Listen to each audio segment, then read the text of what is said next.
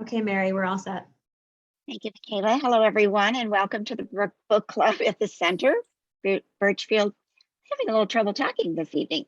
Birchfield Penny's Art Center's book club. We're so lucky tonight to welcome Mick Cochrane, and we are looking forward, at least I know I am looking forward to discussing a book with as charming its name, The Little Girl Who Threw Butterflies, as the book actually is. For those of you joining us for the first time, my name is Mary Kozub, and I am the Education Program Manager at the Birchfield Penny Art Center. I always say that one of the best parts of my job, and it is this book club, which began over 14 years ago as a docent initiative. We started by reading those books read by Charles Birchfield. Then we read books that connected in some oblique way to exhibitions that we had up, but very soon we began to read books written by Western New York authors, a practice that supports the center's mission to celebrate the many talents and achievements of our Western New York community. Since that time, we have welcomed over 65 authors, as we welcome Mick this evening.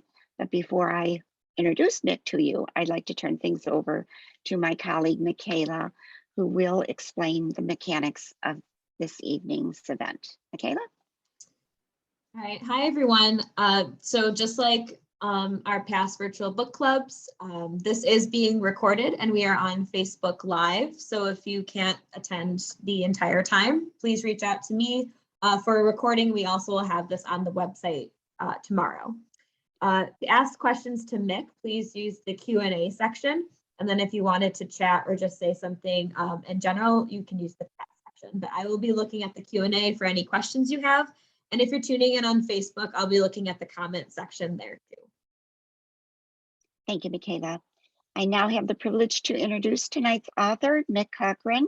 I have a feeling that many of you already know him because he is, quite well known in this area. He was born in St. Paul, Minnesota, where he played a lot of baseball and was a passionate fan of the Minnesota Twins. He attended the University of St. Thomas and then earned a PhD in English literature from the University of Minnesota. His first novel, Flesh Wounds, was named a finalist in Barnes & Noble's Discover Great New Writers competition. And his second novel, Sport, was selected for the annual New York Public Library's Books for Teenagers list. I don't think I said that quite right, but it's Books for Teenage list. This evening's book, The Girl Who Threw Butterflies, is his first book for young readers, and Fritz, his first book for young adults. I'm going to ask him to clarify what those categories are a little later on.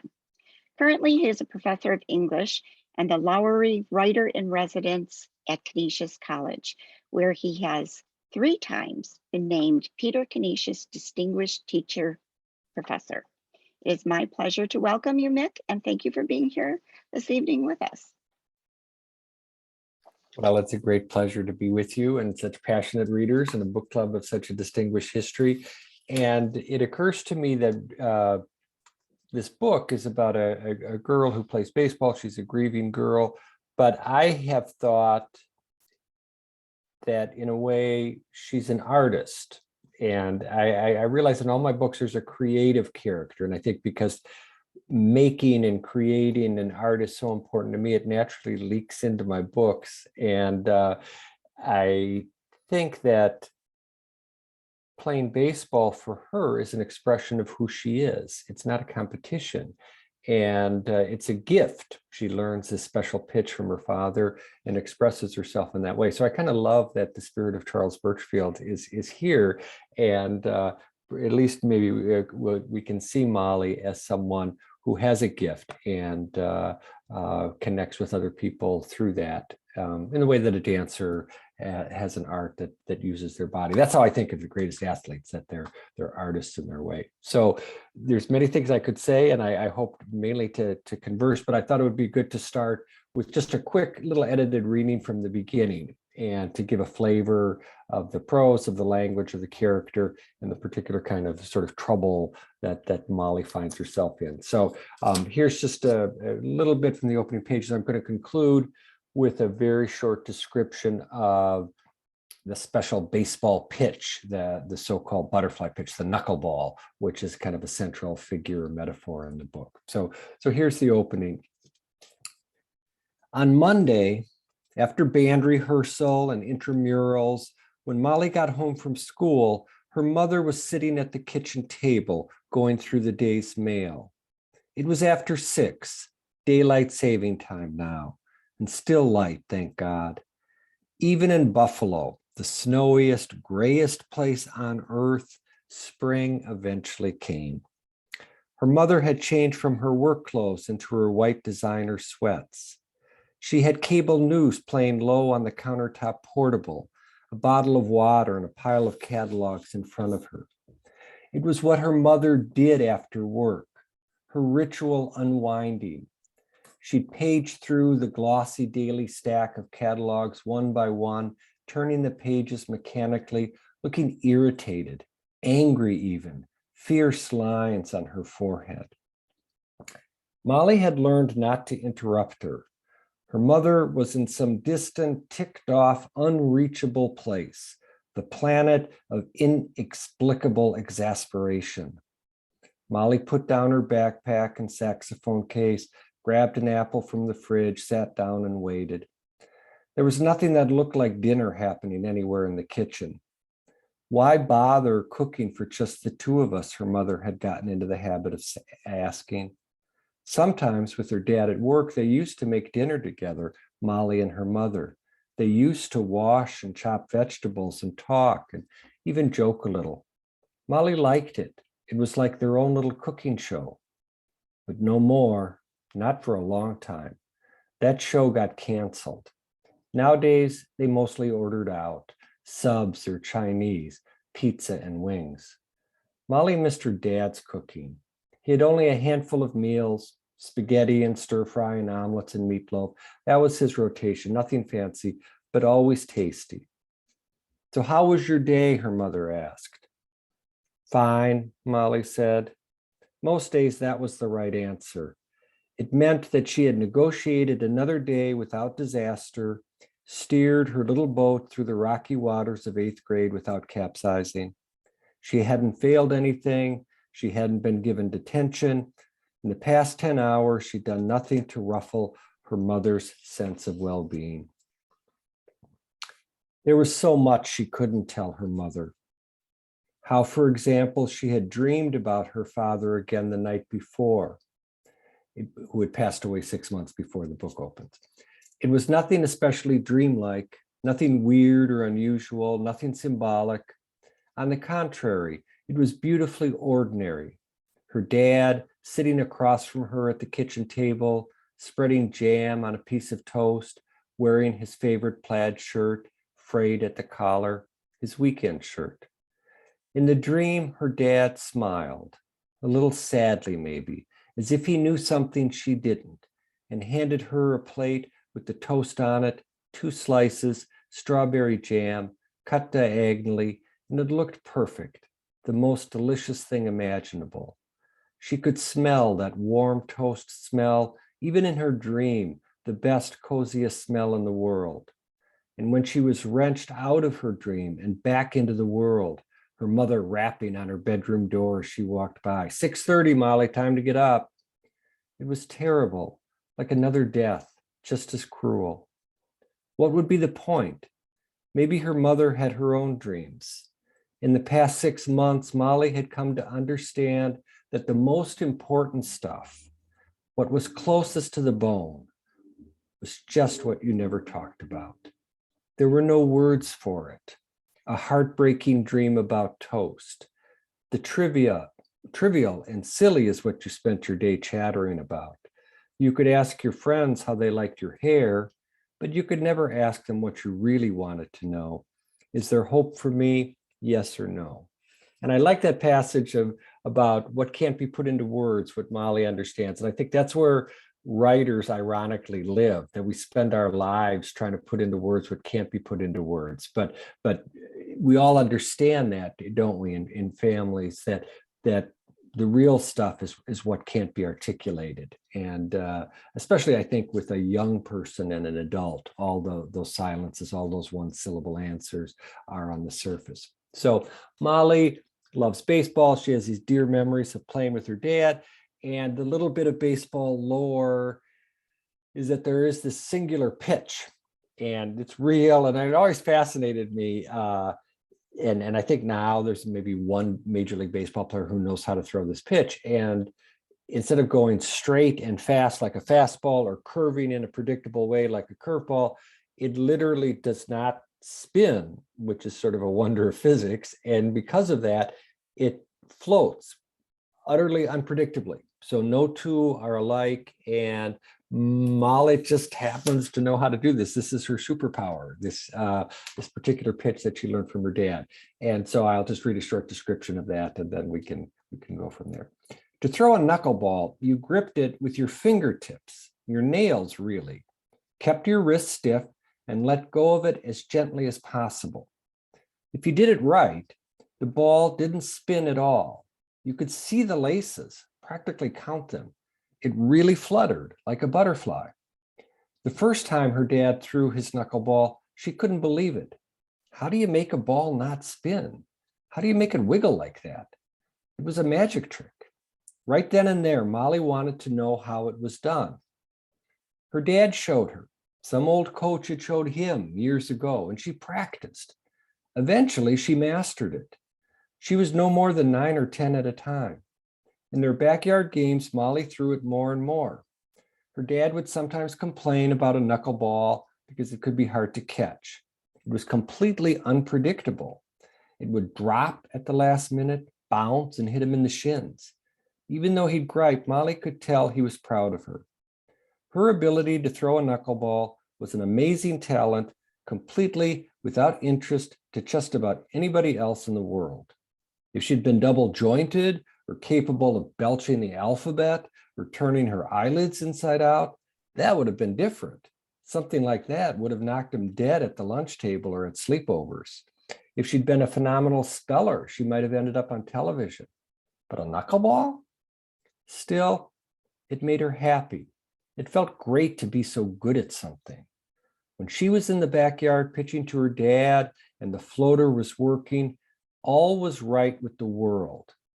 It didn't matter if she bombed a quiz that day, didn't matter if her mom was frazzled and angry, didn't matter if her chin was weird and she had giraffe legs, didn't matter if the world was full of terrorists.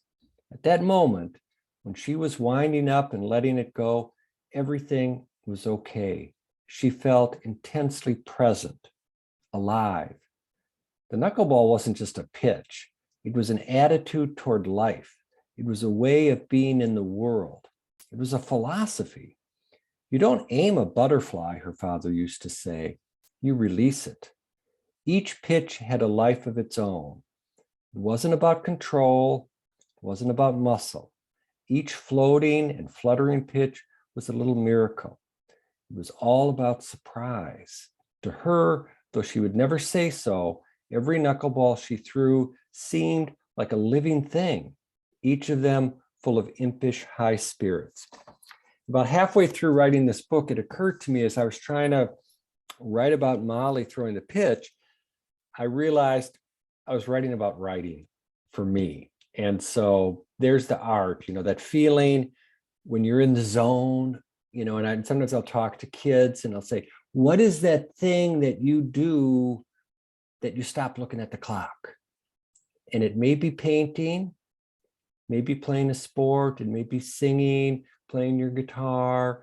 And that's what this is about, the imaginative part. And there's craft to it. I love that. It's kind of hard.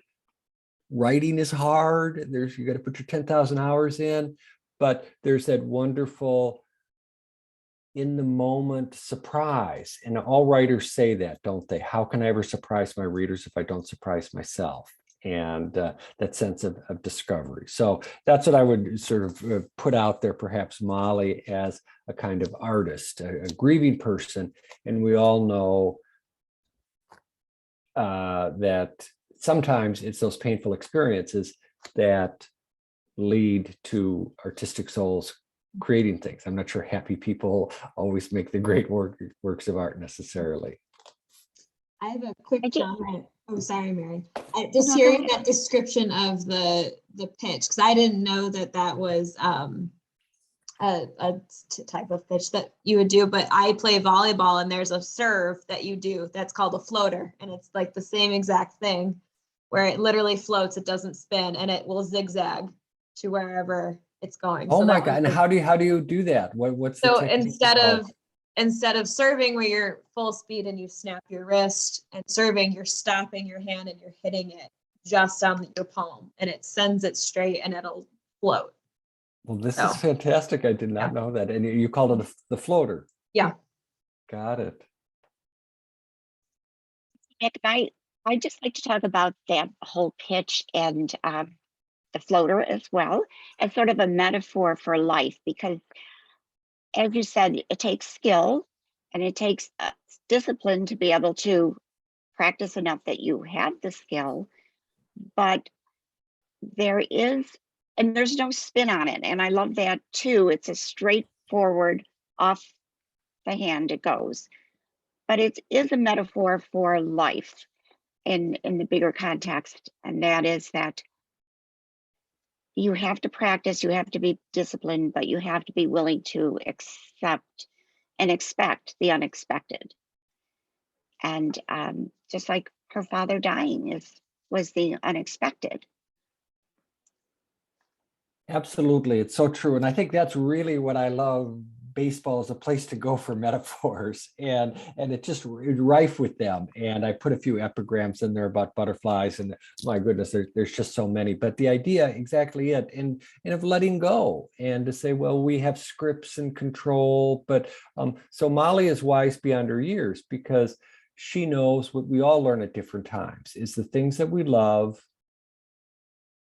are temporary, right? There's a little Zen Buddhism in here. She discovers the art of archery, but all things must pass. Everything is and so she understands that. And it's terrible that she has to learn that at such an early age, but she does.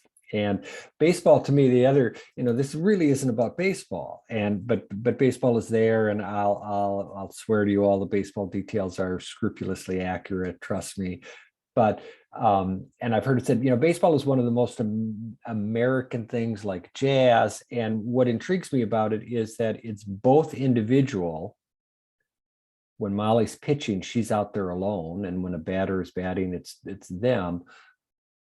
But it's not solely alone in the same. It's like golf or ice skating, that there's teamwork involved, and Right. we back each other up. And I actually wrote a poem about the sacrifice bunt, which is kind of amazing that in a sport you could give yourself up for another player. And so it's the perfect interplay. And I've thought a lot about sports books, and I think the team is always family. So how can you belong and be part of something bigger?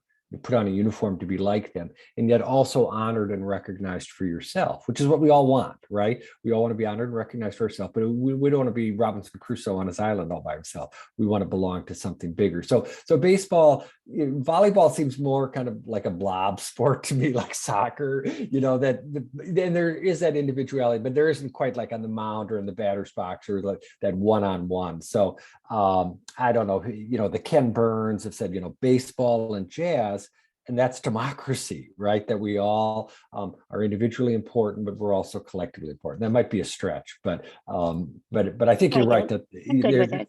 Okay, good. And I'm going to jump right to the very end, because you said everything is temporary, and I think the ending was a bit of a surprise to me, in that it was a glorious moment, but she understood as she stood there alone in the moonlight that it wouldn't last forever. That was the moment she was living in, and there would be other moments and other challenges, other surprises. And I'm sure, I'm being Molly for a minute now, that there would be other triumphant moments as well. And so that is hope. That's the sense of hope. So I thought some interesting, I want to talk about one thing that sort of surprised me, was sort of this tension I was always feeling, like you led us right up to some place, but you didn't really give us the answer to it. Like, was the mother humming at the window, or was she whispering or sobbing or mourning, or what was it? And you never answered that for us fully. Did the father die in an act? Was it an accident? Was his death suicidal, or was it an accident? And you didn't give us that answer, because in life, well, I'll let you speak to that. Well, Am I right to feel that way? No, you're exactly right. So I And was she's very, poking around, even poking around at when she's babysitting into the drawers and coming across the obituary. she never You never, knows. And I think about this a lot because, so, in English class, you learn that, there's different points of view and they're defined by how much they know. So omniscient is a point of view, and we know everything. Well, I don't know everything and you don't know everything. And I'm more fascinated by what I don't know, and how everybody I know and everybody I love is sort of mysterious to me. And certainly the people who are deceased are mysterious to me. And so I wanted, and this kind of gets into genre, where I knew I wanted to write a book that you could read in middle school, and it is read by middle schoolers apparently, but it could be read by an adult as well. And I thought they might take away different things, and they might have different intuitions based on their life experience. So in terms of just the literary part of it, Molly never knows what happened to her dad. So this is from Molly's point of view, and she's got some curiosity and hints and forebodings. But I don't say, and I'm not going to do a J.K. Rowling and tell you things that aren't in the book, because that really annoys the heck out of me. I think it's in the book. So, but Mary, you're right. I think that it's a easier and kind of artificial trope of books where you have an aha and you discover who done it or how done it or why done it and who's really related to whom, or and that solves things. But in the life I live, there's just a lot of stuff I don't understand, and I just guess and wonder, but we have to go on no matter what. So again, I was trying to write a pretty serious, one of the things I've said, I've written 4 novels, and I put everything I know in every single one of my books, and I didn't hold anything back. So this was my deepest engagement with the things Molly's dealing with. And so that's part of it. So Molly doesn't know, she's curious, she wants to know, but she's got to go on regardless. And I think that you kind of put your finger on my thinking there. yeah, it kept me very tense, though, I have to tell you. I was waiting for the answer that never came. And we all want answers and they never come. Isn't that the truth? So I want to talk a little bit about grief, and why it's a book about grief, and how Molly grieved, and also how her mother was grieving. But I just want to say there's something about Molly and baseball that aligns with Charles Birchfield, who lost his father when he was 5, and his being an agnostic or an atheist, which he learned that his father was. And so he decided to wear that mantle himself so that he can somehow align himself with this father that he really had very little memory of.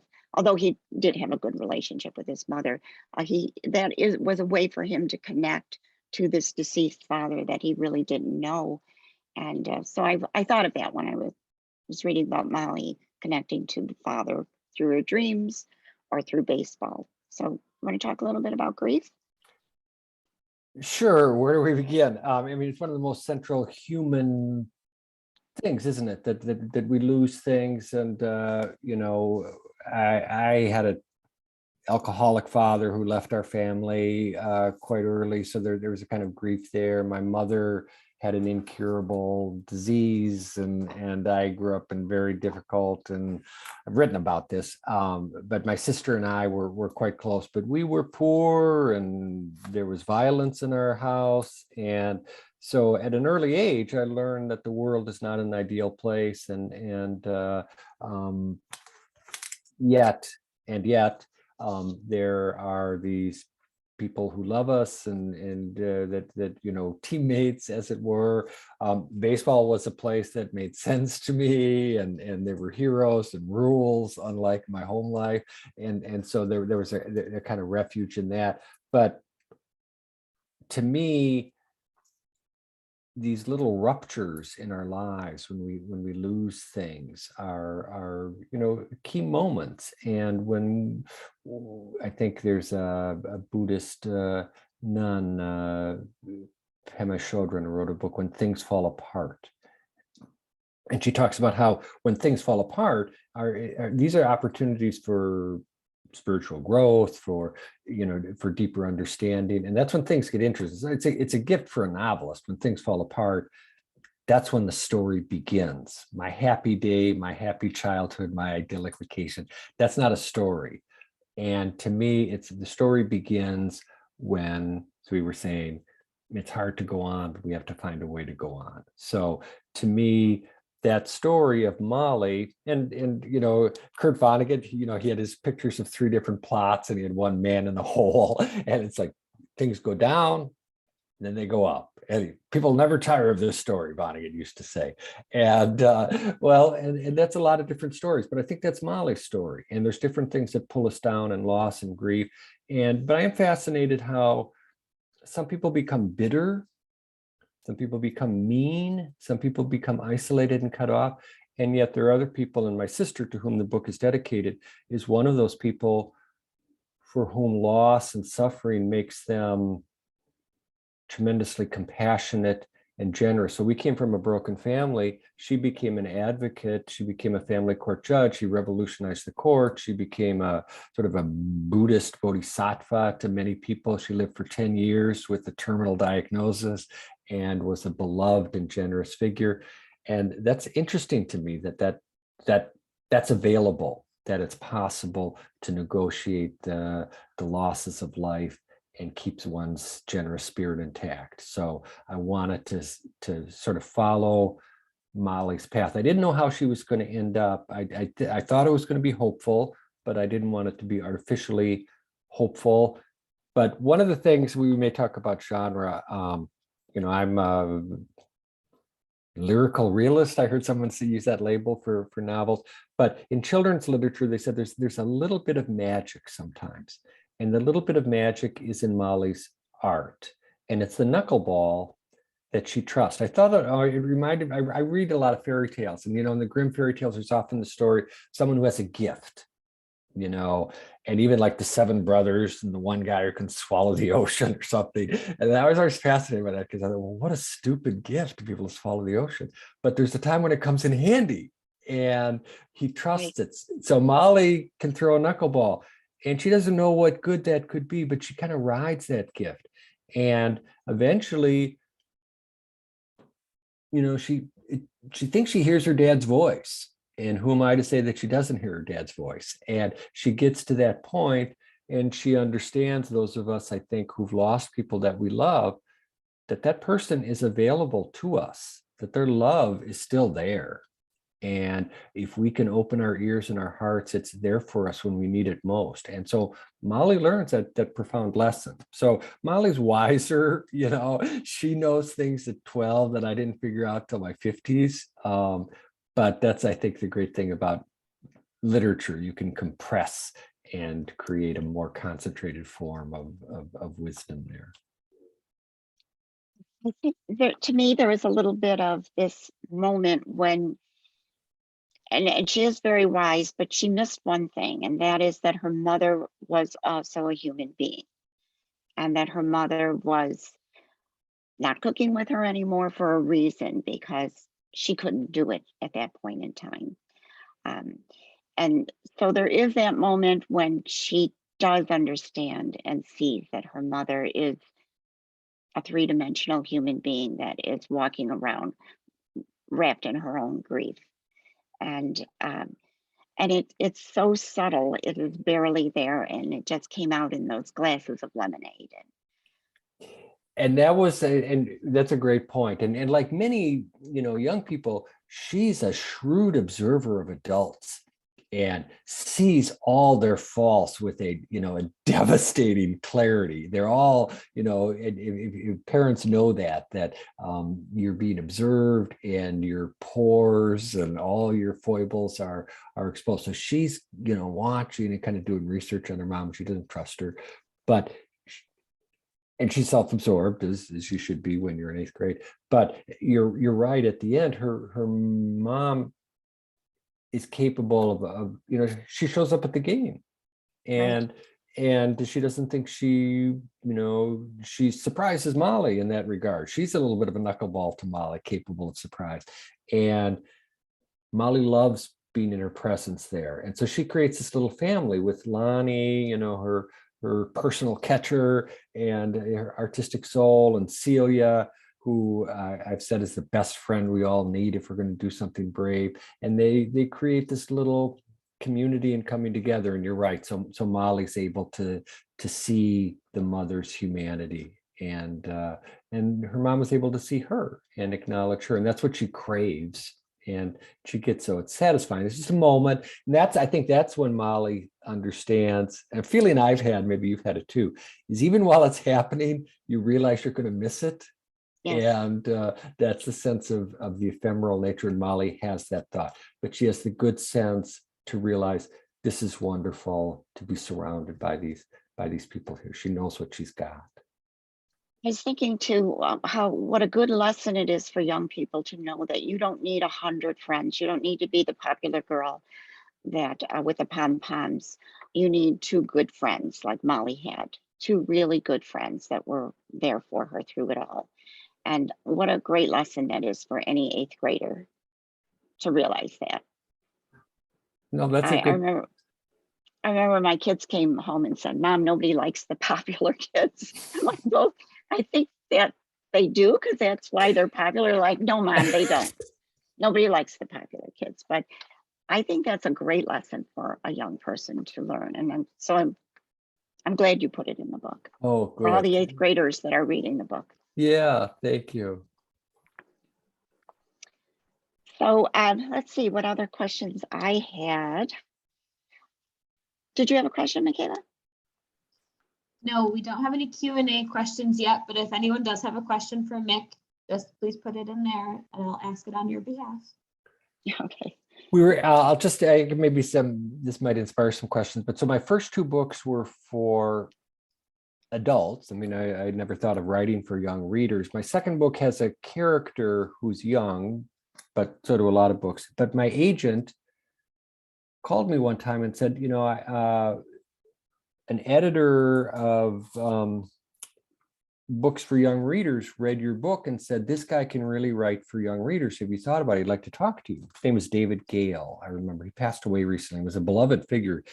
He was the head of children's books at Simon & Schuster. So I said, sure, I'll talk to him. And I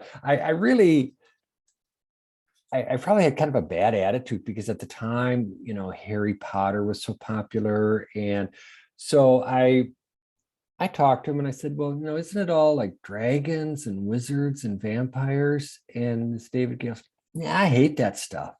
And I was sort of astonished. And we talked, and he said, no, what I like are books about complicated feelings, but with clear language, with a story, and a young character. I thought, that's the kind of book I like. I don't want to write like Finnegan's Wake. I just can't. That's not my thing. And I said, well, what about profanity? Can you swear? And well, you could. You wouldn't get into Scholastic book orders if you did, And I had, I think, the story of Molly, and probably my model as I wrote it was maybe like Charlotte's Web. E.B. White is a beautiful stylist and a writer that we all love. And it's a profound story, talk about a book about friendship and death, right? And it's a pig and a spider, but it's a beautiful, profound book that doesn't condescend. It's beautifully written. And so, of course, so I think that's what I was aiming for, not a trendy, I tried to keep like technology and dated stuff out of it as much as I could, because I was aiming for something that would go to the heart. So I was a complete naive. Now, my agent and I remember thought I said to my best friend, son, this is a book about baseball with a girl, so boys won't want to read it because it's got a girl in it, and girls won't want to read it because it's about baseball. So nobody's going to want to read this book, but I'm just working on it, And my friend who's from Minnesota is a great optimistic person. Well, maybe everybody will want to read it. And so I said it to my agent, and there were a number of editors who wanted to buy it, and he sold it to an editor at Knopf, Books for Young Readers, a wonderful editor, Aaron Clark, who's done books. I don't know if you read Books for Young Readers, The Book Thief, which has been a tremendous bestseller, and Wonder, and she loved it. But I didn't know there's subcategories like young adult for teenagers, and that gets the Prince Award. Then there's middle grade books, which gets the Newbery Award.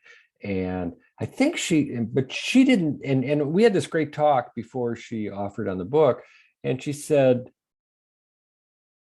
there's good books and there's bad books. Those are the only two categories that matter.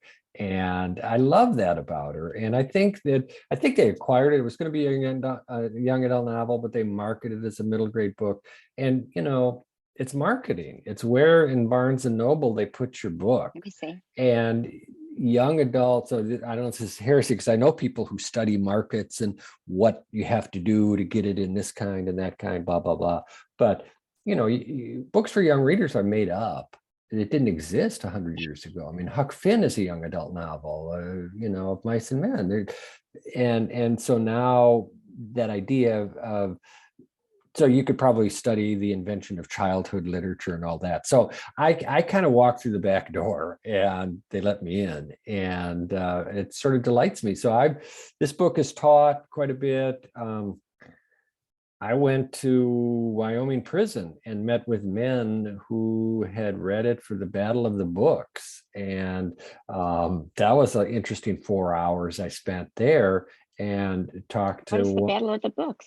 It's a library program where they read books and they answer trivia questions about them and compete. Oh, okay. So I wrote about this once, and I said it's like street basketball combined with Jeopardy.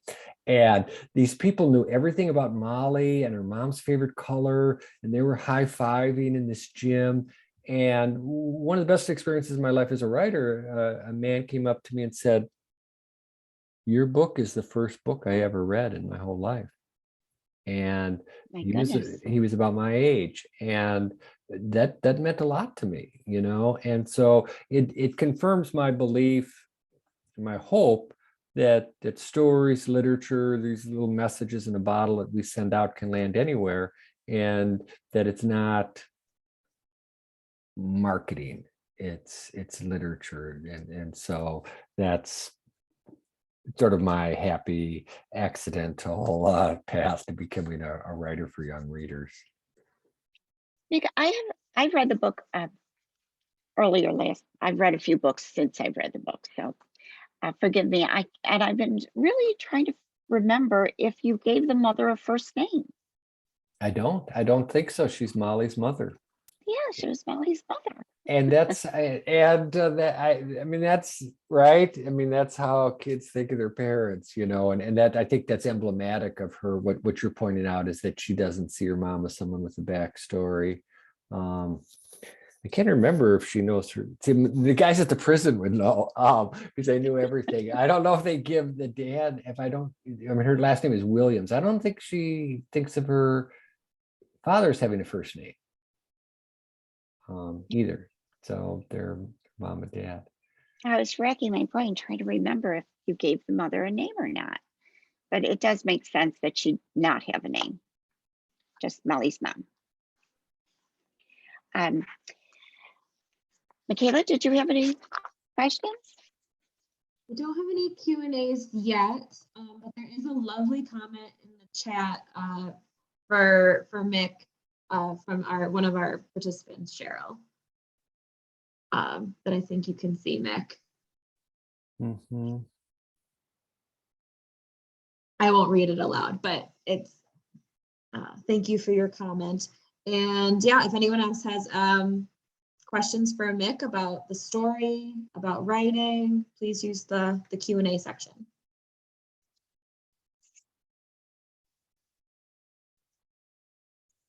Mick, what is your next book? What's going on over there in that brain of yours? Well, I've been, What can we look forward to? well, And I do have a quick question though, and then I'm going to ask you to answer that question. I think I approached you with flesh wounds, and you said no, pick this book. Do you remember that conversation we yes, had quite a I long did. time ago? And So I'm wondering why. I think this is more accessible. I was just talking to one of my kids who's in his 20s, and he was teasing me, and he was interested. I think he knew I was doing this, and said, so how long did it take you to write each of these books? And I couldn't remember, 2 or 3 years. I'm a super slow writer. And then he said, now how long are they? How many pages? And I said, they're getting shorter and shorter. And I think it's my attention span or something. I don't know what it is. So this is more accessible. And so I thought, more inviting, and I don't want to, it's not as long as Flesh Wounds. Flesh Wounds on the surface is got a darker subject matter, but I finally have come, when you write novels, people say, well, what kind of books? And it's horrible for someone like me, because if I wrote romances, I could say romances. If I wrote spy novels or submarine novels, I just heard about a guy who writes Amish science fiction, and I envy him because he can say, well, I write Amish science fiction. That's a category. But literary fiction, what the heck is that? And that sounds so pretentious. And finally, I landed on family stories. And so all my books are about family. So I have 4 novels, and I write short stories as well. So all my stories are about families, and they're infinitely interesting, right? Tolstoy said, all unhappy families are unique. And so this is a family story. It's not a baseball story, really. And Flesh Wounds, isn't about sexual abuse or divorce, or it's about a family. And I think all the stories are about, like we said, that descent, families in a whole, not a man in a whole, but a family in a whole. And the way I'm sort of fascinated by people talking like broken families, and Salman Rushdie. As a kid, I was obsessed with Wizard of Oz, and apparently I reference Wizard of Oz in every book I've ever written. And Rushdie talked about what he was obsessed with it likewise in growing up in India. And but it's about the families you create, and I think that's just as important. So when they're drinking the lemonade, there's a created family. Right. And so our original families may be broken and severed and imperfect, but we also have the opportunity of creating families. And novels are really, really good at certain things. Movies are good at car chases and explosions and sex and the exterior. Novels are good at the interior, and they're good at family relationships over time and multiple points of view. So Flesh Wounds is a darker, more complicated story. I'm proud of it. It's out of print. You can get it for a penny, I think, on Amazon. Penguin paid a lot of money for a paperback and then just let it go out of print. It's got a bad cover. That's my theory. But, so I don't go back and read my books, but that I think is a family story that I put everything I knew at the time in. And the other books are likewise family stories of different kinds. Well, I will be reading Flesh Wounds. Okay. Especially after meeting you. I very much would like to read it. And I'm so sorry that we couldn't bring you into the museum and meet with you personally, because then I could get a signed copy for my grandson who's in middle school. We can do that. We'll have to figure that out. The U.S. mail is still operating, I understand, right. So we can hook you up. And so for me, and this is a book that they just keep reprinting it, and that makes me happy. And it's super gratifying to write for young readers. it was cool. I got my picture in the New Yorker when Flesh Wounds came out, and got this prize from Barnes and Noble. But I've gone to I've got they draw you pictures when you go to middle school. And that, I went to this middle school in Boston and spent 2 days there, and they had every kid in the school draw a picture of themselves. Molly had a gift. What's your gift? And, to walk in the auditorium. I mean, it was just unbelievable, just so moving. And, I've heard people say the great thing about writing for young readers is like, if I read a book, I love it, I'll talk about it, but it's not the book. It's not the book that really means everything to you the way it can mean a lot to you when you're in eighth grade at the right spot. So, to think that maybe this book was important, as you say, to someone trying to negotiate friendship or loss or grief. And I've gotten letters from kids that, I lost a parent, that just on the surface. And to think that gave them a little bit of hope. Oh my God, what more could you want out of being a writer? Well, I love the book, and I thoroughly enjoyed it. I want to thank you for that, and thank you for being with us tonight. And what are you telling? Did you answer the question? No, I didn't answer the question. All right, let's go back to that. So we don't want to lose that one. I'm chair of the English department. I'm just finishing my 6-year term, and it's been tough.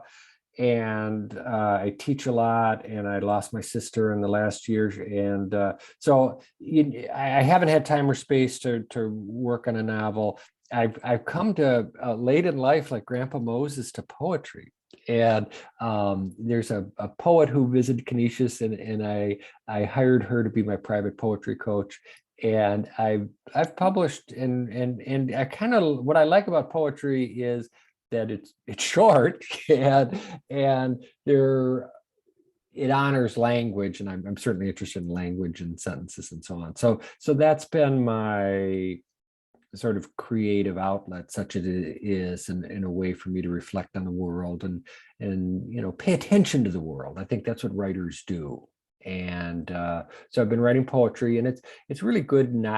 It's good to be a beginner, and have the beginner's mind. But I do have a sabbatical in the fall. So I realized late in life, I've had 4 sabbaticals in my life. This is going to be my last, I'm sure. And I've written 4 books. So, to have that, you get up on Monday. I get up early in the morning, get like a 5 in the morning, drink a lot of coffee, and go to my writing before I talk to anybody or think anything. And again, this is where it's like baseball, where there's a passage I really loved writing when I say, the ball doesn't care. The ball doesn't care if you're a boy or a girl. The ball doesn't care if you're popular, if you're cool. And, words don't care. The keyboard doesn't care. The alphabet doesn't care, and I kind of love that. It's a great equalizer. And when I went to New York, and I've got an agent at William Morris, and I've worked, with all these fancy editors. I'm some dope from Minnesota, from Buffalo, and what am I doing there? Well, you don't have to know anybody. The ball doesn't care. The alphabet doesn't care. So that sense of writing. So I love that. And, but for a novel, you got to come back every day. You got to kind of remember what happened and what it felt like. And I'd write 200 words a day. That's a lot for me. But I tell my students, page a day, that's 365 pages in a year. That's and nobody does that, because you get sick one day and you got to go to the eye doctor, and you don't do every day. But just to stick with it. So I don't know what I'm going to do, and I don't talk about what I'm doing when I'm doing it, because I'm afraid when it comes out of my mouth, it sounds stupid, and then I'll get discouraged, So I was super secretive about The Girl with Your Butterfly. I didn't tell anybody. I told my best friend, the guy who said maybe everybody, I would send him and his wife chapters every couple of months, and they'd read them and say, that was really good. What's going to happen next? And I envy people who have cool ideas for books. I don't have cool ideas. And so I think there's a story I'm turning over, and there might be a dog in it, and we'll see. But, I don't want to talk it out. But I love to write. I love to tell stories. I love to put words together. And meeting with people like you is so encouraging to know that there's, sometimes I wonder, does anybody read anymore? I mean, besides me, I go to the library and I hang around with wonderful undergraduate English majors and creative writing majors, but just to know that there's people like you, writers get grants.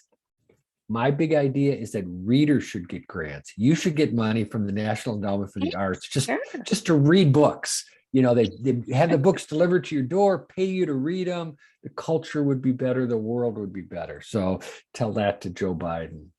Okay, I will. I'll shoot that email off tonight before I go to bed. I do read. Go ahead. Oh no, sorry. Yeah, you can finish. I was going to say, I've just started reading nonfiction, something I've never read before, and found that I actually like it quite a bit, which came as a surprise to me. I've always read fiction, but nonfiction there's some super books out currently that. Because there are true narrative nonfiction, true stories that read like novels. It's a wonderful genre. Well, I've read some difficult books. Recently I read Cast, which I thought was fascinating and very difficult to read, and Unthinkable by Jamie Raskin, who's lost his son to suicide, and a few others along the way. I can't think of what they are right now, but however, I think I am a fiction reader at heart. So thank you for that book. So Michaela, go ahead. Yes, we have a few questions coming in from our participants. The first one that came in is from Fran. He wonders if you're going to join the Griffiths basketball game because Canisius is up 4-0. Well, I'm glad to hear that. Thank you for some live updates on the on the game. Another one of our participants said that one of their suburbs decided to, as a community, to read the same book, and it was this one, and then they had you come and talk to them all. So she wanted to hear your experience with that. I love that. I wonder what community it was. I mean, I think that reading and writing in a funny way is quite solitary. Certainly, writing is solitary, and reading is solitary. That's one of the things I like. It is not like going to a baseball game. You can do it anywhere. On the other hand, I'm moved by groups of people who've read. To me, it's like going to church. People say, "Will you go to church?" I heard Mary Carr, as a writer, came to Canisius. She said her son wanted to go to church, and she said, "Why?" He said, "Well, that's where God is."